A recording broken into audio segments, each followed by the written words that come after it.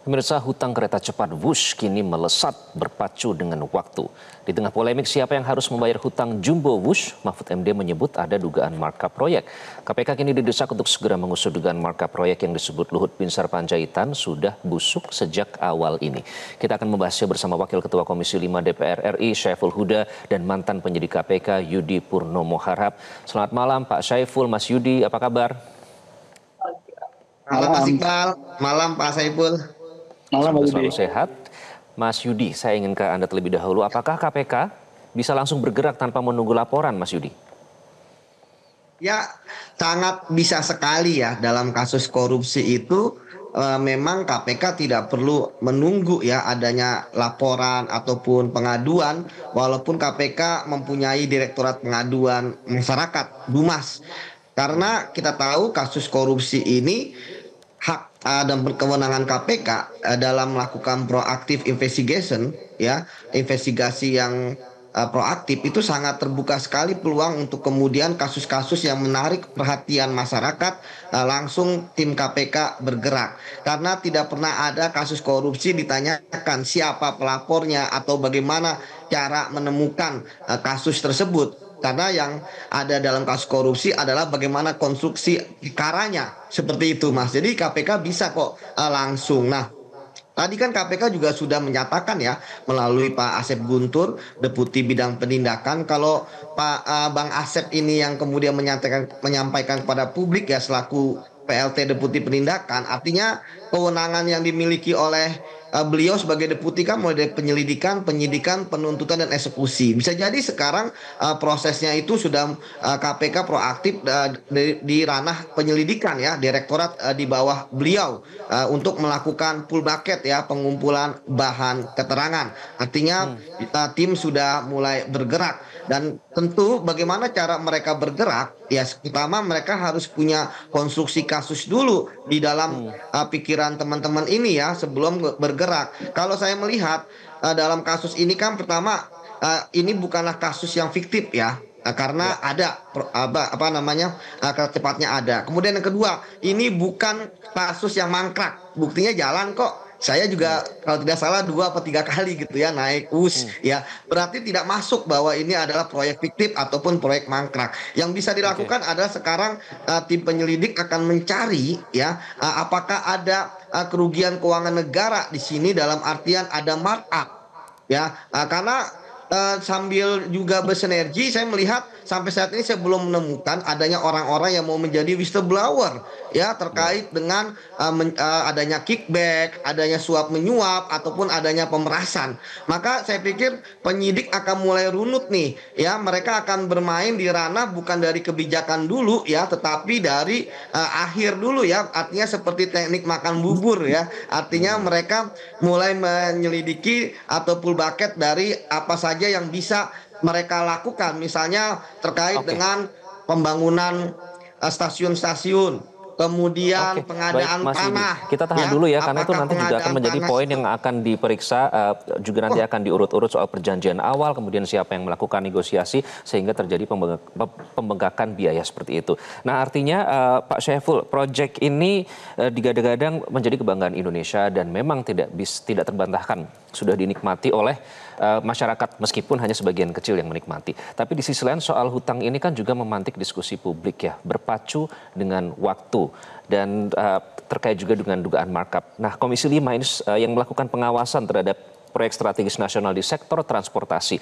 Apa nanti langkah yang akan dilakukan teman-teman Komisi 5? Apakah dirasa perlu untuk memanggil pihak-pihak yang terkait untuk membahas terkait dengan hutang kereta cepat ini, Pak Syaiful? Ya tentu yang pertama terkait dengan ada dugaan markup dari proyek KCIC ini, kita semua publik saya kira punya kepentingan untuk memastikan semua proyek pemerintah baik yang dilakukan oleh BUMN kerjasama dengan pemerintah atau baik yang B2B, saya kira kita punya kepentingan untuk semua bisa transparan dan bisa dipastikan tidak ada penyelewengan anggaran. Karena itu untuk khusus terkait dengan isu dugaan ini, saya kira kita apresiasi KPK sudah akan langsung tancap gas untuk melakukan penyelidikan, dan saya kira tadi sama Mas Yudi juga menyampaikan, saya kira masyarakat umum yang tahu persis terkait dengan proyek WUS ini waktu itu dikerjakan tahun 2016 itu, saya kira bisa langsung melaporkan juga kepada pihak KPK. Yang kedua, kita punya kepentingan memang Mas supaya ini bisa clear akuntabilitas pelaksanaan proyek, tidak ada masalah, karena kita ada kebutuhan ke depan terkait dengan memperpanjang rute WUS ini sampai ke Surabaya. Karena begitu ini tidak bisa, kalau hanya dipertahankan sampai Jakarta-Bandung, kita sudah sempat bertanya kepada teman-teman jajaran direksi WUS, potensi untuk bisa memenuhi target harian yang semestinya harus sampai 76.000, minimal sampai 50.000, dan hari ini kan baru sampai 16 sampai 18.000. Itu tidak mungkin, kira-kira cukup berat target itu bisa terpenuhi kalau jarak tempuhnya sangat pendek Jakarta-Bandung. Dan potensi untuk bisa memenuhi target mau tidak mau harus dikembangkan sampai ke Surabaya. Jadi dua hal itu penting terkait dengan kenapa ini perlu diinvestigasi dengan maksimal, adanya dugaan markup yang sedang disampaikan beberapa pihak itu. Yang ketiga, tentu kita punya kepentingan supaya proyek yang nanti harus nyampe ke Surabaya itu kalau mau dilanjutkan, dan ini memang opsi yang mau tidak mau harus diambil oleh pemerintah sebenarnya. Kalau tetap sampai tadi disampaikan kalau sampai hanya Bandung cukup berat untuk memenuhi target, karena itu pembangunan yang nanti akan berlanjut ke Surabaya, tentu kalau tingkat kemahalannya kemarin dianggap ada markup, disampaikan oleh Pak Mahfud 52 juta US dollar per kilometer dalam proyek ini, sementara di China hanya 17 juta US dollar. Saya kira kita punya kepentingan untuk ini diinvestigasi, dipastikan supaya tidak kejadian nanti ketika akan dibangun sampai Surabaya. Artinya akan mendorong dalam hal ini pihak terkait, terutama KPK, untuk menelisik dan menyelidiki ya apakah memang terjadi markup itu dengan memanggil pihak-pihak yang perlu diperiksa. Mas Yudi, tadi Pak Syaiful sudah menyebutkan sedikit soal rencana untuk membangun kereta cepat menuju ke Surabaya. Kereta Bandung yang menuju ke Bandung ini kan sudah diperingatkan oleh banyak analis, banyak pakar bahwa ini kurang visible begitu, dan ternyata memang terjadi yang dikhawatirkan. Nah, kalau melihat momentumnya saat ini, apakah tepat untuk mulai membahas kelanjutan dari proyek kereta cepat menuju ke Surabaya, atau harus menunggu penyelidikan atau soal korupsi ini, soal dugaan markup ini selesai terlebih dahulu, baru nanti membahas proyek selanjutnya menuju ke Surabaya, Mas Yudi? Ya, jadi gini Mas Iqbal, awalnya kan kereta cepat itu prosesnya itu jalurnya itu kan mulai dari Banten, ya kan, Merak ya, kemudian sampai ke Surabaya dan kemudian sampai ke Banyuwangi. Nah, jadi memang menarik ya ketika kemudian diakui bahwa proyek Jakarta Bandung ini itu adalah proyek yang kemudian emang rugi gitu kan. Kemudian kalau misalnya tidak dilanjutkan dengan proyek berikutnya, ya tidak akan mencapai BEP misalnya, ataupun margin keuntungan. Oleh karena itulah maka bagi saya ini menambah menarik ya, bagaimana perencanaan saat itu. Mengapa tidak Jakarta Surabaya dulu kereta api cepatnya, sehingga kemudian baru proyek yang rugi seperti itu. Tapi oke lah, putusan ini sudah dijalankan, kereta cepat Jakarta Bandung yang dari dulu optimisnya 61.000 ya, tapi kemudian ternyata setengahnya aja belum ada, dan kemudian malah rugi. Saya melihat bahwa ketika kemudian ini akan dijalankan lagi untuk Jakarta kemudian Bandung Surabaya, saya pikir kita harus firm dulu bahwa jangan dulu dijalankan sampai semua jelas ya. Karena permasalahan dalam kereta api Jakarta Bandung ini adalah permasalahan di perencanaan. Ya, Ya, bagaimana perencanaan itu membawa akibat yang seperti sekarang, bahwa sekarang bukan hanya menanggung bunga dan pokok utang, tapi kan ternyata ada overcost di situ, kemudian ternyata tidak BEP, malah kemudian kerugiannya kita tahu kuartal 1 2024 2024 aja 4,19 dan kuartal 1 2025 1,62 triliun.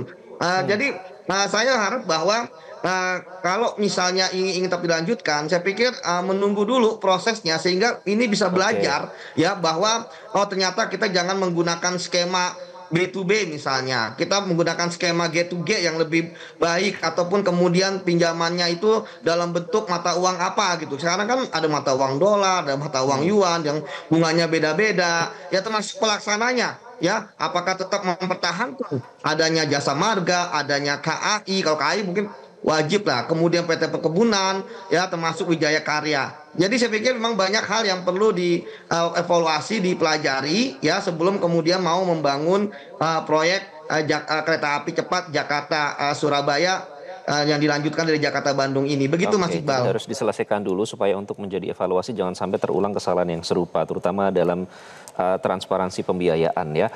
Pak Syaiful, tadi Mas Yudi bilang ini terkait sudah bermasalah sejak perencanaan. Ini dikonfirmasi oleh Pak Luhut Binsar Panjaitan yang bilang bahwa pada saat diterima proyek ini sudah busuk sejak awal begitu. Nah artinya apakah Komisi 5 ini akan mendorong transparansi pembukaan data-data yang diperlukan mulai dari perjanjian awal, kemudian siapa yang negosiasi, skema pembiayaan hingga bunga dan lain-lain. Apakah Komisi 5 akan mendorong hal itu, Pak Syaiful? Ya, saya kira kita semua punya kepentingan untuk mendorong ini, termasuk publik, termasuk saya kira pemerintah. Saat yang sama bisa paralel, saya kira teman-teman KPK bisa langsung melakukan mitigasi. Yang kedua, pemerintah juga bisa membentuk tim untuk memastikan sejak proses proyek ini dilaksanakan dari aspek perencanaan dan pelaksanaannya dan proses penganggarannya seperti apa. Karena termasuk ini kan mengalami cost overrun di tengah jalan. Betul. Ketika waktu itu disepakati sebenarnya nilai proyek kan hampir 96 triliun, tapi naik membengkak jadi 120 triliun. Nah, artinya memang pada aspek itu aja sebenarnya sudah ada persoalan karena nilai proyek mengalami cost overrun di tengah jalan dan termasuk APBN kita juga masuk waktu itu melalui penanaman modal gitu. Penyertaan modal. Penanaman modal. Karena itu saya kira ini dievaluasi dulu. Karena kalau ngomongin hutang dan potensi untuk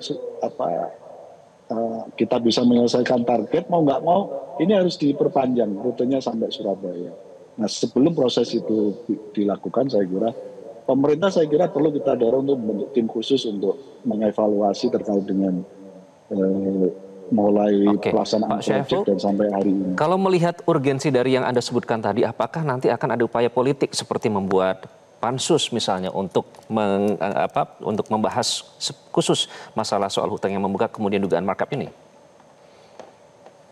Saya kira kita dorong dulu aja pemerintah bentuk tim yang terdiri dari banyak pihak, termasuk kita minta untuk teman-teman penegak hukum dalam hal ini KPK bisa ambil inisiatif cepat dan nanti dari proses itu baru nanti kita tahap berikutnya terutama terkait dengan hutang sebagaimana yang kemarin juga disampaikan oleh pihak pemerintah katanya sudah ada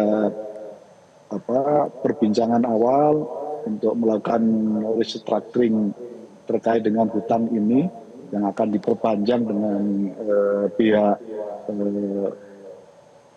Bank China yang mendanai proyek ini. Saya kira kita lihat dulu perkembangannya sambil nanti seperti apa progresnya. Baik, kita nantikan dan kita kawal bersama.